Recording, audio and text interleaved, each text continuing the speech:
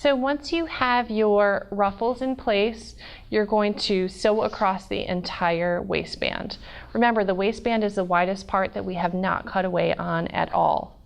You're going to start on one side of the ruffle, and on the wrong side of the fabric, with that pressed open seam, you are going to put that seam where the ruffle meets the body directly under the foot, and you are going to sink your needle right into that seam, and we are going to do a couple of regular stitches on a regular length, and then back stitch. Go forward a few stitches, and now you can adjust it to a larger stitch length, which will create the shirring. And we're going to do that from the waist from one side to the other side.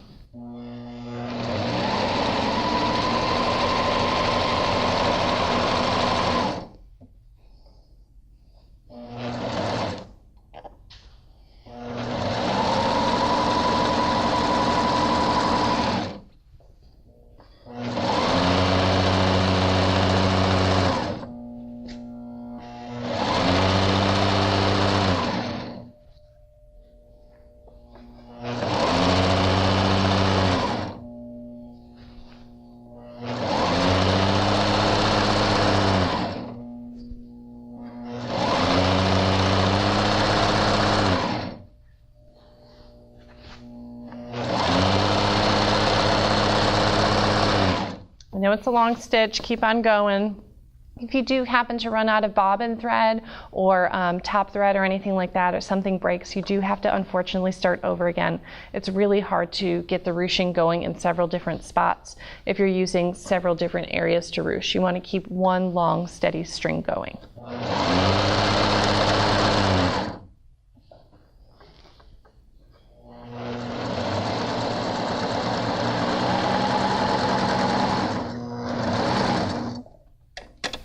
Alrighty, made it through to the other side. And I'm going to snip it. And since we had the other side secured with that back stitch, what I'm going to do now is the same thing that we've been doing for every ruffle that's come along, and start ruching the waist.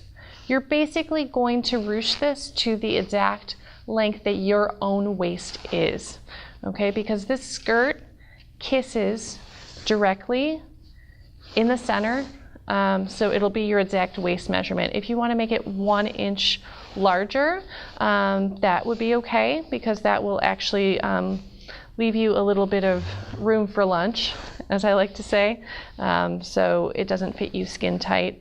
You always need a little bit of ease. At first, it doesn't matter how you gather it. What I want you to do is to get the entire skirt length, line it up with the tape measure. Let's say your waist is 28 inches. You're going to want to make sure that this entire length here is 28 inches from side to side, not counting the ruffles, okay? It's just seam to seam should be 28 inches in length if that is your waist measurement, or 29, somewhere thereabouts. You don't want to make it that much bigger or that much smaller. A 1 inch variance is okay.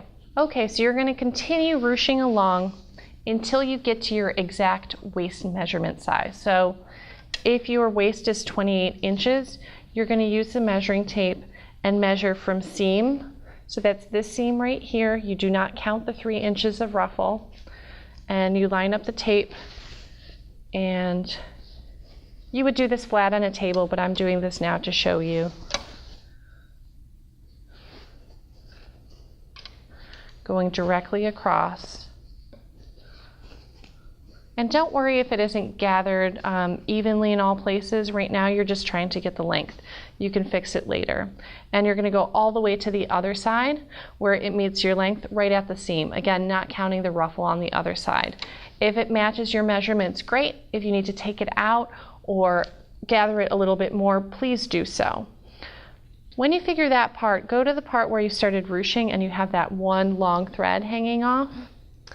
What you're actually going to do is hold the fabric flat, pull the stitch, and you're going to bring the stitch from the other side or the bobbin thread up. It forms a little loop.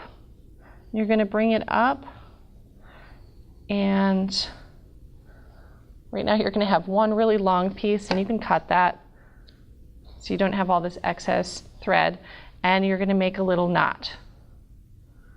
And again, this should be from seam to seam exactly what your waist measurement is. And now you can go back and adjust the shirring. So there's two ways to do the waist for this lesson. You can spread out your shirring evenly the same way that you would a ruffle, which would mean that you have gathering throughout your entire waist evenly. Or you could make a really, really cool thing and flatten it out where it's closest to the ruffle and put all your gathering closer to the back where the bustle would be, closest to your padonkadonk. All right, so if you're working with a wider width of fabric, that is going to be if you took your panel and folded it in half, and whatever the fold mark is the center back, or your padonkadonk, as they like to say, as the kids say these days. So you can gather it all back there however you want, but you want to make sure that it's balanced on both sides. So if it's really gathered on the other side and it's straight on the first side, it's going to look kind of funny, but you arrange it how you want. I think it looks really cool if it's all bustled in the back, because it creates a lot of volume, and we're going to be adding a slightly more bustling later. So if you want to test it, you just fold it again and take a look at it. If the ruffling is a little uneven towards the back, just want to spread it out a little bit more. Maybe spread the entire width of the shirring out. Yeah, and this one looks right about even. All right, so we want to secure that shirring, that little bustling that we created. So in order to do that, you don't actually have to stitch through any parts that are flat. You want to start at the part where you're ruffling. Obviously, if you've ruffled from the beginning of the ruffle at the top, or rather shirred the waist, right there, you're going to want to start securing your stitching there, but mine is pretty flat. I've moved my bustle just to the back area, so I'm going to start a little bit before that. And it's just a plain straight stitch using a shorter stitch length, and I'm going to run it through.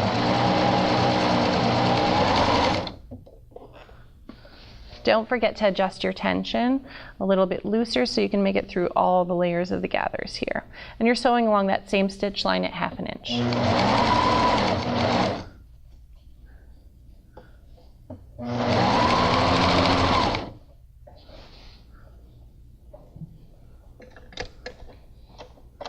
Occasionally you'll have to reposition. Don't worry, as long as that needle's in there, you're not going to lose your position.